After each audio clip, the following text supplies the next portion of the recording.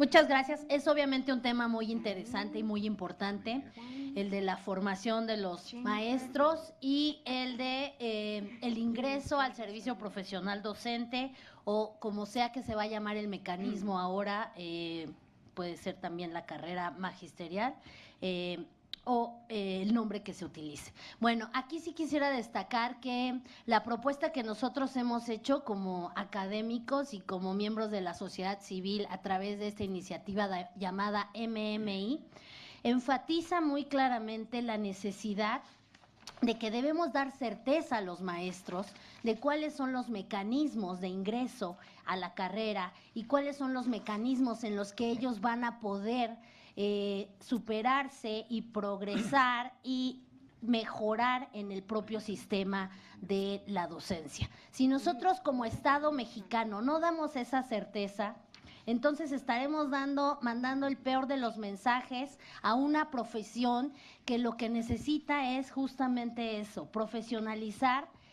su servicio y su desarrollo y su trayectoria académica y profesional. Una de las cosas más interesantes que podemos señalar sobre el tema de los docentes, y esto nos lo dice la evidencia muy comúnmente, es que los maestros son piezas clave en el desarrollo y en el cambio educativo. Sin los maestros no vamos a poder mejorar la educación en ningún país y en ninguna parte del mundo. Los maestros son fundamentales. Otro punto muy importante es cómo convencemos a nuestros mejores chicos que se encuentran hoy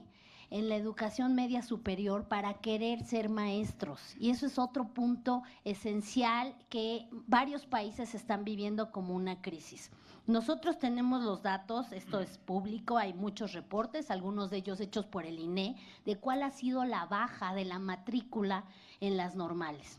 Hay una crisis ahí, hay un tema que debemos de seguir estudiando, qué es lo que está sucediendo y por qué hay de pronto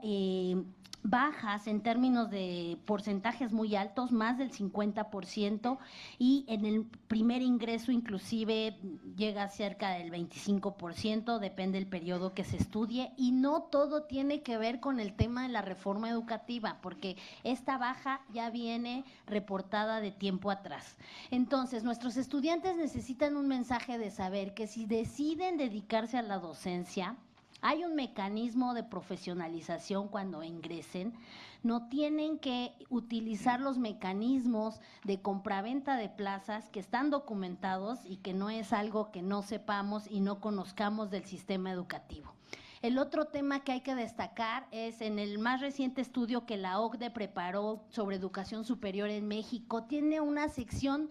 dedicada a los normales y ahí hace una serie de recomendaciones que tenemos que voltear a ver. Habla de cómo no tenemos mecanismos, redes de conexión entre las normales, cómo necesitan que se intervenga cuanto antes en el tema del gobierno y de su libertad académica. Y eso es parte de la propuesta de MMI y que se diferencia claramente de la propuesta presidencial, porque aunque la propuesta presidencial dice que el maestro es el centro y que es muy importante la formación, no hay ninguna propuesta concreta para las normales. En nuestro caso es muy claro, estamos pidiendo que haya autonomía de gestión en las normales, que esto es posible discutirlo y que es posible llevarlo a la práctica, y por otro lado estamos pidiendo que haya libertad académica. Tenemos ciertamente problemas en las normales, es de todos conocidos, pero creo que no se vale penalizar a todas las normales, más de 280 normales, por algunas otras que quizás debamos de pensar cuáles son los mejores mecanismos para implementar esta autonomía de gestión y esta libertad académica. Creo que es muy importante el mensaje que se les manda desde los que son jóvenes y que están interesados en dedicarse a la docencia sobre cuáles van a ser los mecanismos de ingreso a esta carrera, sobre cuáles son los mecanismos de profesionalización y sobre la importancia de que el mérito y su trabajo y su formación son los que los van a llevar progresivamente a alcanzar una mejor posición profesional en este trabajo que es fundamental para el país. Yo creo que aquí hay otro punto de tensión muy claro y hay que hay que señalarlo. Me parece que parte del debate aquí tiene que ver con, por un lado, privilegiar los derechos de los niños y de los educandos y por otro lado, la atención sobre los derechos laborales. Y creo que en ese sentido urge conciliar las posturas, porque yo creo que no se trata de confrontarlas, sino de encontrar los puntos de coincidencia. Y en primer lugar quisiera llamar la atención que quien propuso incluir el tema del interés supremo de la niñez fue en la propuesta del presidente López Obrador. Él lo señala y dice: en las niñas, niños y jóvenes radica el interés supremo de la impartición de educación por parte del Estado para el bienestar, asumiendo el magisterio su función de agente. Nosotros proponemos una redacción más bonita, la verdad, ahí se las encargo, ahí la revisan, pero es más o menos el mismo espíritu. Entonces, siguiendo todos los tratados internacionales que ha firmado México, ese debe ser el espíritu.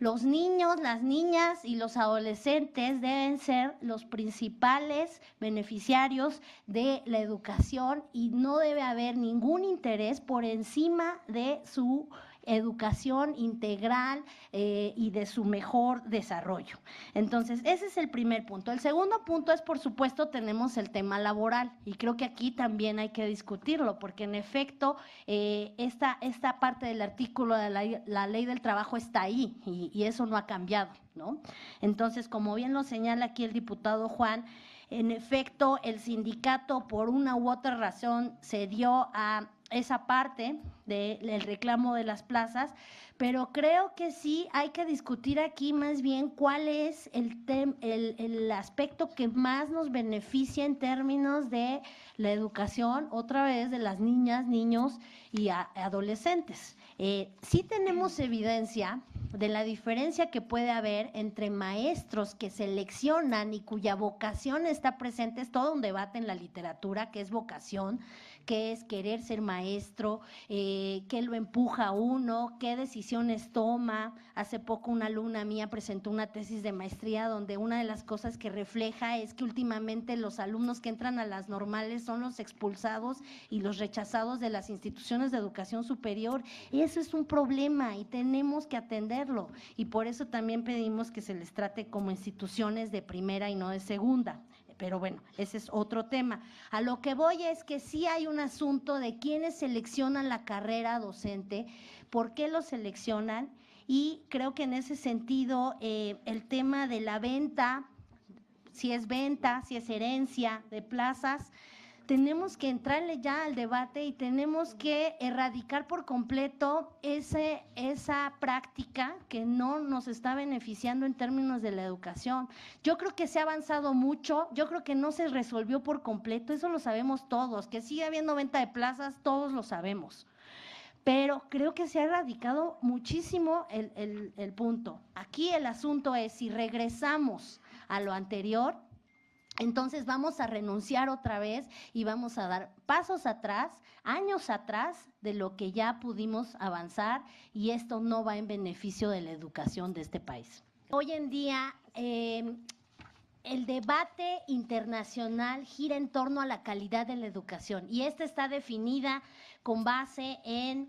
muchos de los postulados de organismos internacionales que todos respetamos como la UNESCO o la UNICEF. Nosotros en la iniciativa MMI tomamos y partimos del hecho de que el cuarto objetivo del desarrollo sostenible habla de la importancia de la calidad de la educación y estamos hablando de un lenguaje universal, estamos hablando, no es solo un adjetivo,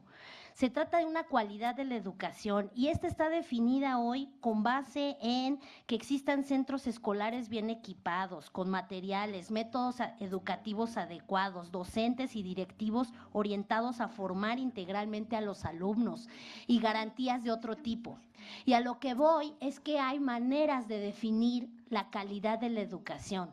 Y estas maneras tienen indicadores y tienen mecanismos a partir de los cuales podemos discutir si una educación cumple con esos mínimos que todos deberíamos de tener, que no importa en dónde estés,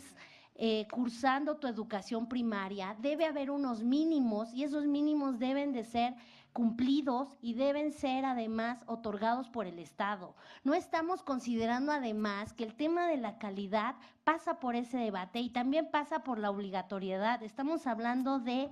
cuáles son esos mínimos para esos niveles necesarios. Parte de nuestra discusión en la iniciativa que presentamos de manera inédita,